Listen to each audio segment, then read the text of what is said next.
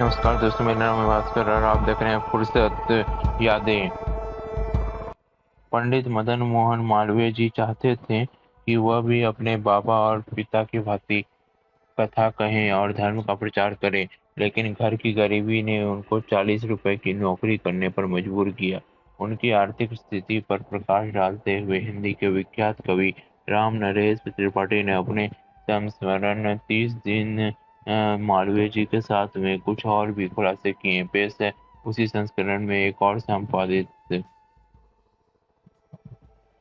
अंश, जो कि मेरे द्वारा है। कुछ लोग समझते होंगे और जैसा 1926 में कांग्रेस की स्वराज पार्टी और नेशनलिस्ट पार्टी के संघर्ष के दिनों में गांव से में प्रचार भी किया जा गया था कि मालवीय जी के तो राष्ट्रीय ठाट से रहते हैं, राजा महाराजाओं के प्रति पात्र है, उनमें गरीब किसानों के लिए क्या हमदर्दी हो सकती है।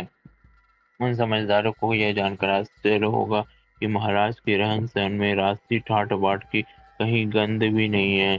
वे जिस कमरे में रहते हैं वह 15 फुट लंबा-चौड़ा होगा। उसी में एक दीवार से सटकर एक पलंग पड़ा है, जिस पर महाराज विश्राम करते हैं। पलंग के सामने 3-4 कुर्सियां रखी रहती है, जिन पर मिलने वाले आकर बैठते हैं। फर्श पर दरी और उस पर सफेद चादर बिछी रहती है। संस्कृत के छात्र प्राय उसी पर बैठना पसंद करते हैं। मालवीय जी के शब्दों में, जब मैं बीए पास हुआ, घर में गरीबी बहुत थी। घर के प्राणियों को अन्न वस्त्र का भी क्लेश था। मामूली सा घर था। घर में गाय थी। माँ अपने हाथ से उसको सानी चलाती और उसका गोबर उठाती थी। स्त्री आधा पेट खाकर संतोष कर लेती थी और फटी हुई धोतियाँ सीकर पहना करती थी। मैंने बहुत वर्षों बाद एक दिन उससे पूछा, तुमने कभी सास से खाने पहनने के कष्ट की शिकायत नहीं की? स्त्री ने कहा, शिकायत करके क्या करती, वे कहाँ से देती। घर का कोना कोना जितना वो वे जानती थी, उतना ही मैं भी जानती थी। मेरा दुख सुनकर वे रो देती और क्या करती। बीए पास होने के बाद मेरी बड़ी इच्छा थी कि बाबा और पिता के समान मैं भी कहीं कथा कहूँ और धर्म का प्रचार करूं, किंतु घर की गरीबी से सब प्राणियों को दुख हो रहा था। उन्हीं दिनों उसी सरकारी स्कूल में जिसमें मैंने पढ़ा था, एक अध्यापक की जगह खाली हुई।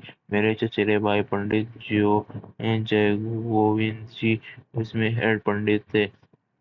उन्होंने मुझसे कहा कि इस जगह के लिए कोशिश करूं। मेरी इच्छा धर्म प्रचार में अपना जीवन लगा देने की थी। मैंने ना ही कर दी। उन्होंने माँ से कहा, माँ मुझे कहने के लिए आई। मैंने माँ को की ओर देखा। उनकी उसकी आंखें डबडबा गई आई थी। वे आंखें मेरी आंखों में अब तक धसी है। मैंने अविलंब कहा, माँ तुम कुछ न कहो, मैं नौकरी कर लूंगा। जगह 40 रुपए महीने की थी। मैंने इसी वेतन पर स्कूल में अध्यापक की नौकरी कर ली। 2 महीने बाद मेरा वेतन मासिक वेतन 60 रुपया हो गया। अपनी धर्मपत्नी के बारे में मालवीय जी ने कहा, वह वह वह माता पिता के दुलार में पली बड़ी थी। लड़कपन में उसे किसी प्रकार के कष्ट का अनुभव नहीं था। मेरे घर में आकर उसने बड़े धैर्य और साहस से गरीबी के कष्टों का सामना किया। मालवीय जी और उनकी धर्मपत्नी दोनों ने बड़ी निष्ठा से अपने कर्म का पालन किया।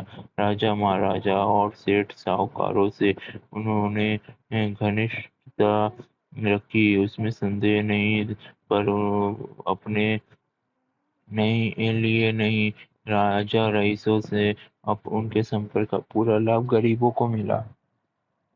जहाँ तक मालूम हुआ, अपने लिए जीवन भर उन्होंने किसी से याचना नहीं की। एक दिन बता रहे थे कि एक रईस ने 50,000 रुपए की हांडी भेजी थी, इसलिए कि वे सरकार के किसी उच्च पदाधिकारी से उसका कोई स्वार्थ सिद्ध करा दे, पर उन्होंने उसे साफ इनकार कर दिया और हांडी हुंडी लौटा दी। और ये इसी तरह सब चीज जारी रहता है। Thank you friends.